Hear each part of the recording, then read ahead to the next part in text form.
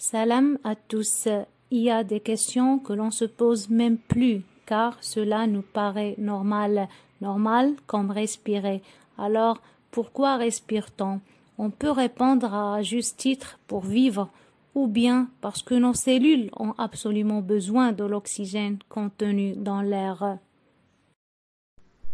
Que ce soit pour courir ou pour maintenir notre corps à la même température, quelle que soit la météo, ou tout simplement pour regarder la vidéo de Fatiha, notre corps a besoin de l'énergie. Alors, d'où vient cette énergie? Bien sûr, grâce à l'oxygène, la respiration libère de l'énergie que procure notre alimentation. Les cellules de l'organisme effectuent une série de réactions chimiques interdépendantes constituant le métabolisme. Plusieurs millions de réactions de synthèse et de dégradation se déroulent chaque seconde. La plupart de ces réactions ne sont pas spontanées car énergétiquement défavorables et ne sont possibles que grâce à l'énergie chimique contenue dans la molécule adénosine triphosphate ou ATP. La dégradation des molécules d'origine alimentaire en utilisant le dioxygène de l'air permet de produire l'ATP. L'ATP est immédiatement utilisé sans être stocké, fournissant l'énergie nécessaire aux réactions énergétiquement défavorables. C'est la production de l'ATP dans la cellule qui est appelée respiration cellulaire. Le glucose et l'oxygène doivent parvenir jusqu'aux cellules. Les molécules alimentaires sont digérées, transformées en nutriments, puis absorbées au niveau d'intestin grêle. Le sang assure leur distribution à toutes les cellules de l'organisme et le dioxygène est acheminé par le sang dans les cellules depuis l'air inspiré qui passe dans la trachée, les bronches, les bronchioles et les alvéoles pulmonaires. Le glucose et les autres molécules alimentaires sont oxydés au cours de 3 ensembles de réactions intracellulaires agissant en série: la glycolyse, le cycle de Krebs et la chaîne respiratoire. Ces 3 réactions se déroulent dans des compartiments cellulaires différents. La glycolyse se produit dans l'hyaloplasme. Le glucose, molécule à 6 carbones, est scindé en 2 molécules à 3 carbones appelées pyruvates. 2 ATP et 2 molécules de composés réduits sont aussi créées. Le pyruvate entre alors dans la matrice mitochondriale où il subit une oxydation complète au cours d'une série de réactions appelées cycle de Krebs. 6 molécules de CO2 sont créées, ainsi 2 ATP et 10 molécules de composés réduits. Avec l'arrivée des composés réduits NADH et FADH2, la phosphorylation oxydative commence. C'est un phénomène qui se passe dans la membrane interne de la mitochondrie. La mitochondrie est une centrale énergétique de la vie. La phosphorylation oxydative est un processus par lequel l'énergie est exploitée à travers une série de complexes protéiques appelées chaînes respiratoires afin de fournir la plupart de l'énergie chimique prête ATP.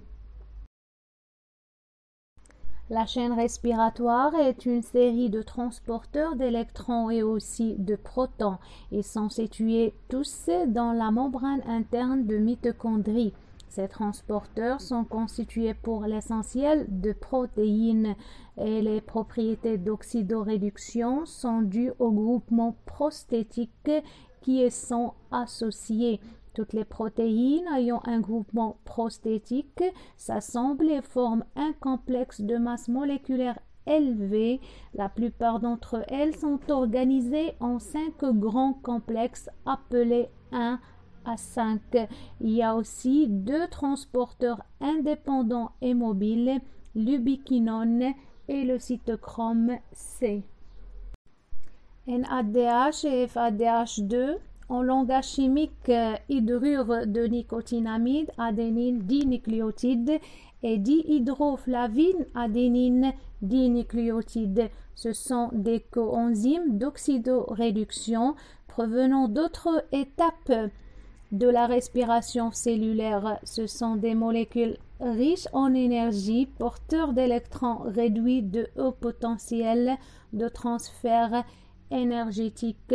FADH2 n'est pas aussi bon pour donner des électrons que le NADH, c'est-à-dire que ces électrons sont à un niveau d'énergie inférieur que celui de NADH, et NADH est plus présent au cours de la respiration cellulaire et la production de l'énergie.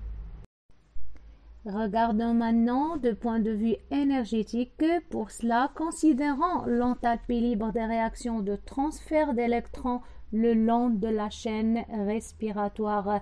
Les électrons passent des coenzymes réduits jusqu'à l'oxygène moléculaire via la chaîne respiratoire et forment un processus qui libère beaucoup d'énergie. Lorsque les électrons sont issus de NADH, la réaction d'oxydoréduction est la suivante. NADH, H+, plus 1,5 O2 donne H2O plus NAD+. Le potentiel redox standard du couple NAD plus NADH est de moins 0,32 volts et celui du couple O2 H2O est de plus de 0,82. La variation de potentiel redox standard est de 1,14 volts. On peut rapidement calculer la variation d'enthalpie libre standard qui existe lors d'un transfert d'électrons entre couples d'oxydoréduction selon la réaction suivante. Delta G'0 égale à moins N F delta E prime 0, avec N correspond au nombre d'électrons échangés, ici c'est 2, F c'est le nombre de Faraday, delta E prime 0 est la variation de potentiel redox standard. Alors le calcul de la variation d'enthalpie libre standard donne moins 220 kJ par mol de NADH oxydé. Alors, l'oxydation de pouvoir réducteur NADH et le transfert d'électrons sur le dioxygène correspond à une réaction spontanée et exergonique. Si on prend maintenant la même démarche, cette fois-ci avec le FADH2, la variation d'enthalpie libre standard donne directement moins 163 kJ par mol. Ici, on est aussi devant une réaction spontanée et exergonique. Les étapes clés de la phosphorylation oxydative comprennent une livraison d'électrons par NADH et FADH2, transfert d'électrons et pompage de protons, un fractionnement de l'oxygène pour former de l'eau et une synthèse de l'ATP par gradient. Nous allons détailler la phosphorylation oxydative en 7 étapes. La phosphorylation oxydative commence avec l'arrivée de 3 NADH et 1 FADH2 du cycle de Krebs qui transportent des molécules de haute énergie vers la chaîne de transport d'électrons. Le NADH transfère ces molécules de haute énergie au complexe numéro 1, tandis que le FADH les transfère au complexe numéro 2. Ce transfert de molécules provoque une perte d'électrons du NADH et du FADH2 appelée oxydation. Les électrons reçus par le complexe numéro 1 sont donnés au coenzyme Q. Ce processus de transfert d'électrons entraîne un pompage des protons. FADH2 a une voie légèrement différente de NADH. Après son arrivée au complexe 2, ces électrons de haute énergie sont directement transférés au coenzyme Q pour former un coenzyme réduit, mais il n'y a pas de pompage de protons. Le coenzyme Q réduit donc ces électrons au complexe protéique numéro 3 et il donne aussi ces protons à pomper. Les électrons qui sont arrivés au complexe protéique numéro 3 sont captés par le cytochrome C. C'est le dernier porteur d'électrons. Cette action entraîne également le pompage de protons dans l'espace intermembranaire. Le cytochrome C transporte les électrons vers le complexe protéique numéro 4 avec un pompage de protons. Les électrons sont ensuite attirés vers l'oxygène qui est le dernier accepteur d'électrons. Il est important de noter que l'oxygène doit être présent pour que la phosphorylation oxydative se produise.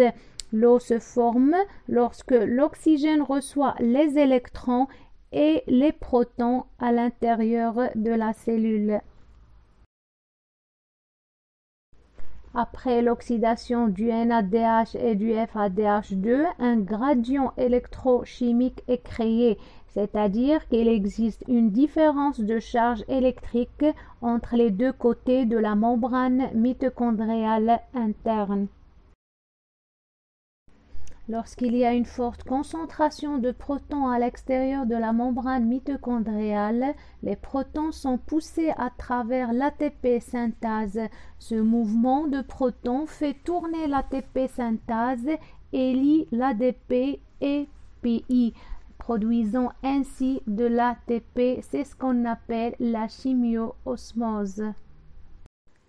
Le rendement théorique de l'oxydation complète d'une molécule de glucose au cours de la respiration cellulaire est de 30 à 32 molécules d'ATP, sachant que une molécule de NADH produit environ 2,5 molécules d'ATP et une molécule de FADH2 produit environ 1,5 molécules d'ATP.